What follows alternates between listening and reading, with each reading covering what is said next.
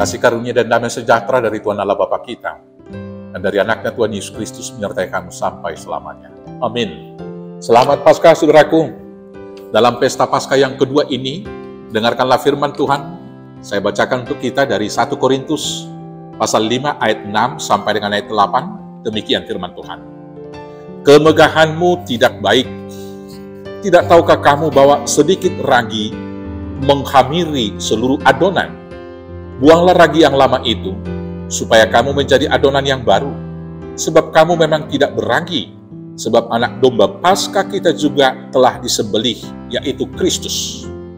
Karena itu marilah kita berpesta, bukan dengan ragi yang lama, bukan pula dengan ragi keburukan dan kejahatan, tetapi dengan roti yang tidak beragi, yaitu kemurnian dan kebenaran. Demikianlah firman Tuhan. Jemaat Tuhan yang terkasih, selamat Paskah untuk kita. Orang yang telah dibebaskan dan ditebus oleh Yesus dari dosa, kemudian adalah orang yang ditebus dari cara hidupnya yang lama. Dan sesungguhnya, orang yang sudah di dalam Yesus Kristus harus meninggalkan dan melewatkan manusia yang lama dan keinginannya, dan telah hidup dalam hidup yang baru di dalam Yesus Kristus. Hidup di dalam hidup dan kebangkitan Tuhan Yesus yang berdasarkan dalam kemurnian dan kebenaran. Hidup yang demikianlah yang diinginkan oleh Tuhan Yesus dari setiap pengikut-pengikutnya. Tetapi berbalik dengan itu, kehidupan umat Kristen mula-mula yang ada di Korintus, mereka masih melakukan berupa-rupa, yaitu percabulan. Karena itulah mereka diingatkan supaya tidak sombong. Dan kemudian mereka tidak lagi melakukan praktek hidup yang lama. Ibarat anggur yang baru dan adonan yang baru. Jangan lagi memakai ragi yang lama. Saya akan bacakan mulai ayat 1 demikian. Memang orang mendengar bahwa ada percabulan di antara kamu. Dan percabulan yang begitu rupa seperti yang tidak terdapat sekalipun di antara bangsa-bangsa yang tidak mengenal Allah. Yaitu bahwa ada orang yang hidup dengan istri ayahnya. Sekalipun demikian kamu sombong, tidakkah lebih patut kamu berduka cita dan menjauhkan orang yang melakukan hal itu dari tengah-tengah kamu? Sebab aku, sekalipun secara badania tidak hadir, tetapi secara rohania, aku hadir. Aku sama seperti aku hadir telah menjatuhkan hukuman atas dia yang telah melakukan hal semacam itu. Saudara-saudaraku yang terkasih, walaupun sudah kedapatan dan ketahuan ada orang-orang Korintus yang hidup melakukan penyelewengan, perselingkuhan, percabulan dengan istri ayahnya, tapi mereka masih merasa sombong. Pada hari terakhir ini juga, perilaku seperti itu. Mungkin ada orang sombong dengan kenajisan, kejahatan, percabulan, dan juga hal-hal yang melanggar ketentuan firman Tuhan di dalam kehidupannya. Mereka mengklaim diri sepertinya orang yang lebih benar.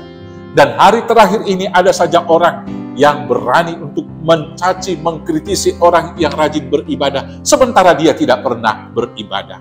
Ini adalah roh yang bangkit, mengklaim diri seolah-olah beragama dan beribadah tidak perlu. Maka hari ini kita mau diingatkan, kalaupun kita rajin beribadah, hendaknya rendah hati. Dan kalau tidak rajin beribadah, sebaiknya kita bertobat. Kalau kita merayakan Paskah, maka kita harus hidup di dalam Yesus. Yang pertama tadi, hidup di dalam kekudusan. Itu yang kita baca tadi di dalam bacaan kita, yaitu hidup murni dan hidup benar. Hidup kudus berarti tidak berpikir negatif. Segala yang manis, segala yang baik, segala yang sedap didengar, pikirkanlah semuanya itu. Jadi tidak hanya mencari kesalahan dan hanya cenderung melihat hal-hal yang minus. Kemudian memakai seluruh tubuh kita untuk kemuliaan Tuhan. Mata untuk melihat hal-hal yang benar, bukan dipakai untuk melihat hal-hal yang tidak benar. Misalnya di dalam pesawat telepon kita, beragam-ragam hal boleh kita buka di sana. Maka mari kita buka dan lihat hal yang baik saja. Telinga untuk mendengar firman Tuhan. Bukan hanya sekedar mendengar gosip dan berita-berita buruk. Mulut kita untuk memberitakan kebaikan. Sehingga mulut kita menjadi alat juga untuk kemuliaan Tuhan, memurnikan Tuhan. Tangan kita pakai untuk menolong orang lain. bukan untuk menindas atau mencuri. Singkatnya, seluruh tubuh ini dan pikirannya akan jiwa kita pakai untuk hidup kudus. Kemudian hidup benar. Ukuran kebenaran adalah firman Tuhan, bukan keinginan, bukan kesepakatan dalam hidup bersosial yang kita katakan dengan adat, norma, dan hukum, hasil kontrak sosial yang dilakukan, tetapi kebenaran firman Tuhan. Karena semua aturan-aturan yang disepakati manusia bisa bergeser, termasuk di dalamnya perceraian dan juga perselingkuhan. Tapi ukuran kebenaran firman Tuhan tidak pernah bergeser.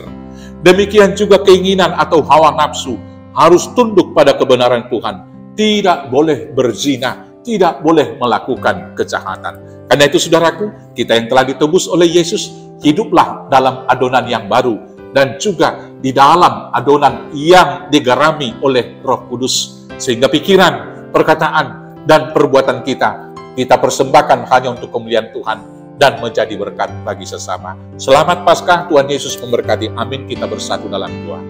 Terima kasih Bapa yang baik, biarlah kami hidup baru seturut dengan teladan yang diberikan oleh Tuhan Yesus, hidup murni di dalam kekudusan dan tetap setia di dalam kebenaran firman Tuhan hingga Maranatha Tuhan datang kembali. Terimalah doa kami di dalam nama Yesus Kristus, Tuhan Juru Selamat kami yang hidup. Amin. Selamat Paskah, Tuhan Yesus memberkati. Horas, horas, horas.